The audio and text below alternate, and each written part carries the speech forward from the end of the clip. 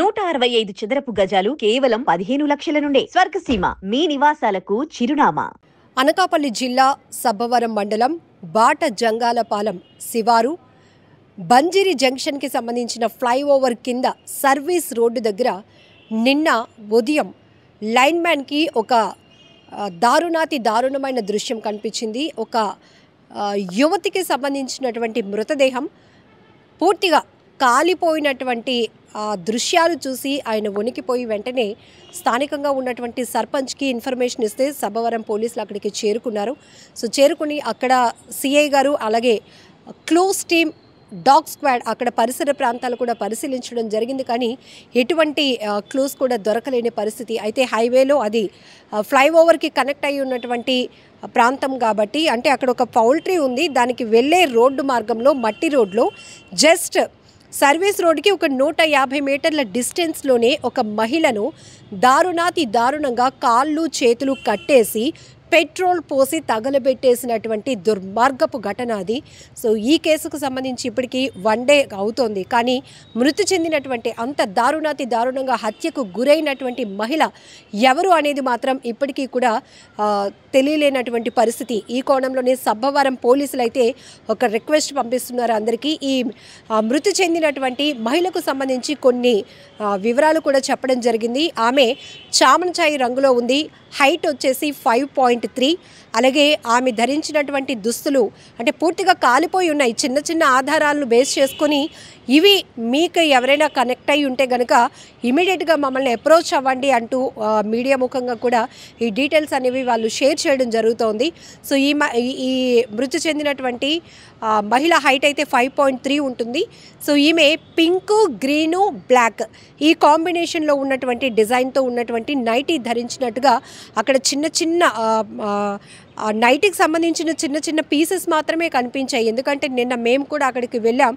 గుర్తు పట్టడానికి వీలు లేనంత దారుణంగా ఆమె మృతదేహం కనిపించిన తీరు ప్రతి ఒక్కరిని అదిరిపోయేలా చేసింది. గుండెలైతే అదిరిపోతున్నాయి. ఎందుకంటే ఇంత దారుణంగా హత్యలకు తెగబడుతున్నారేంటా అనేది భయం వేస్తోంది. సో అలానే మెడలో బ్లాక్ బీడ్స్, నల్లపూసలు ఉన్నాయి, కాళ్ళకు మెట్టెలు ఉన్నాయి. అలాగే రైట్ హ్యాండ్కి రెడ్ కలర్ బ్యాంగిల్స్ ఒక 2 ఉన్నాయి. అలాగే లెఫ్ట్ హ్యాండ్కి అయితే రిస్ట్ బ్యాండ్ కూడా రెడ్ కలర్తోనే ఉంది.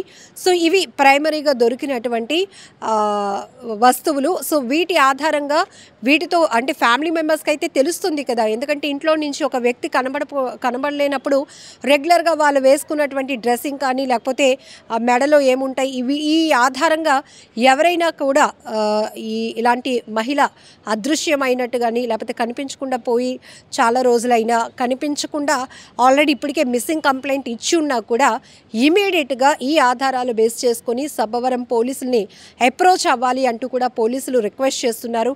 సో ఇదంతా కూడా పబ్లిక్కి ఒక విజ్ఞప్తి కూడా చేయడం జరిగింది. ఎందుకంటే గుర్తు పట్టలేనంత దారుణమైన స్థితిలో ఈమె వయసు 25 నుంచి 30 సంవత్సరాల మధ్య వయసు ఉన్నటువంటి ఒక మహిళని ఇంత దారుణంగా కాళ్ళు చేతులు కట్టేసి పెట్రోల్ పోసి తగలబెట్టేసే అంత దుర్మార్గం ఎవరికి వచ్చింది? అసలు ఎందుకు ఇంత క్రూయల్గా ఇంత దారుణంగా ప్రవర్తిస్తున్నారు? ఎందుకంటే అక్కడ ఇది కూడా చుట్టూ తోటలే ఉన్నాయి, అది ఒక పౌల్ట్రీకి వెళ్ళేటటువంటి వే.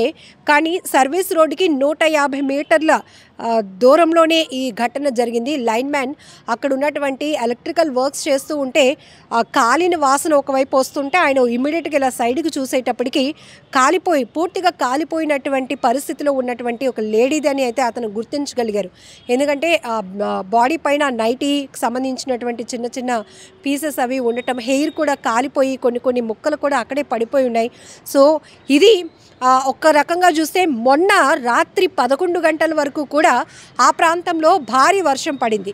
అంటే 11 గంటల తర్వాత రెయిన్ రిలీఫ్ వచ్చింది కాబట్టి ఈ లైన్ మ్యాన్ నెక్స్ట్ డే అంటే నిన్న ఉదయం ఈ మృతదేహాన్ని గుర్తించారు. అంటే నైట్ అర్ధరాత్రి దాటిన సమయంలో ఇది చేసి ఉండాలి, ఎర్లీ అవర్స్లోనైనా చేసి ఉండాలి. ఎందుకంటే నిన్న ఆ ఘటన ప్రాంతానికి డాగ్ స్క్వాడ్స్, క్లూస్ టీమ్స్, పోలీసులు పరిశీలించినప్పుడు చాలా ఎంతంటే దుర్వాసన వస్తుంది బాగా. అక్కడ ఉన్నటువంటి ఆ బాడీని పడేసినటువంటి ప్లేస్లో ఆ మొక్కలు, ఆ గడ్డి అది మొత్తం కూడా కాలిపోయి, అంటే కొన్ని గంటల ముందే ఈ ఘటన వెలుగు చూసిన గంటల్లో వ్యవధిలోనే ఇది జరిగి ఉంటుంది అనే కోణంలో అయితే పోలీసులు ప్రైమరీగా కొంత ఇన్ఫర్మేషన్ తీసుకున్నారు. అయితే ఇక్కడ ఉన్నటువంటి అక్కడ దగ్గరలోనే ఒక ఆర్టీఓ ఆఫీస్ ఉంది. సో డాగ్ స్క్వాడ్ కూడా అక్కడ వరకు వెళ్ళి మళ్ళీ ఈ డెడ్ బాడీ ఉన్న ప్రాంతానికే వస్తుంది, కానీ అది ఇంకెటు డైవర్ట్ అవ్వట్లేదు.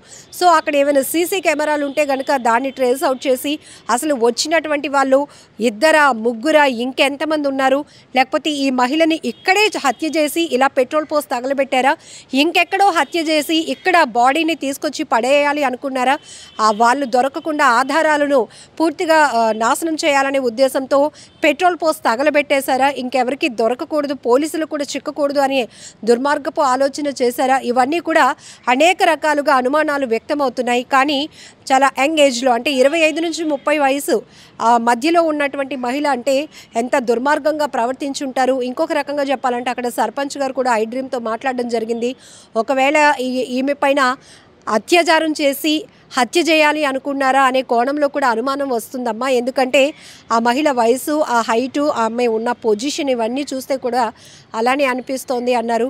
సో రకరకాల అనుమానాలు అయితే వ్యక్తమవుతున్నాయి, కానీ ఇప్పటికీ కూడా ఒక రోజు గడిచినా ఆ మహిళ ఎవరు అనేది కూడా ఇప్పటికీ తెలియలేదు. కాబట్టి ఇమీడియట్గా నిన్న సాయంత్రమే సబ్బవరం పోలీసులు అందరికీ విజ్ఞప్తి చేస్తూ ఈ ఆధారాలతో ఎవరైనా ఉంటే గనక, ఎవరైనా మిస్ అయితే గనక ఇమ్మీడియట్గా మమ్మల్ని అప్రోచ్ అవ్వండి అంటూ కూడా పోలీసులు చెప్తా ఉన్నారు.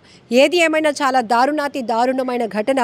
మహిళకు స్వేచ్ఛ కావాలి అని కోరుకున్న దగ్గర నుండి కొన్ని చోట్ల అతి స్వేచ్ఛ చేస్తూ ఇంట్లో కుటుంబ సభ్యుల్ని, భర్తల్ని హత్యలు చేసేదాకా తెగబడుతున్న మహిళల్ని కొంతమంది చూస్తుంటే, మరొక వైపు కొంతమంది దుర్మార్గానికి బలైపోతున్న మహిళల్ని కూడా చూస్తున్నాం. సో ఈ రెండు ఘటనలు చూడాలంటే ఆగస్టు 14న అనకాపల్లి జిల్లాలో తీవ్ర సంచలనం రేకెత్తించింది.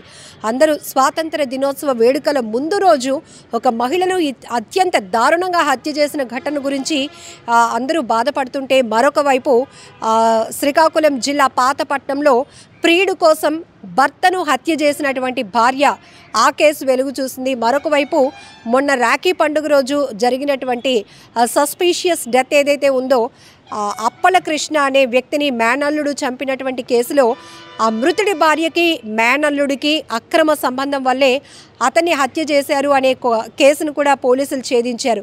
చూడండి, ఇదంతా కూడా 3 కోణాల్లో మనం విశ్లేషించుకోవాల్సినటువంటి పరిస్థితులు. ఒక చోట బాధితులుగా మహిళలు ఉంటున్నారు, మరొక చోట నేరస్తులుగా కూడా మహిళలు ఉంటున్నారు.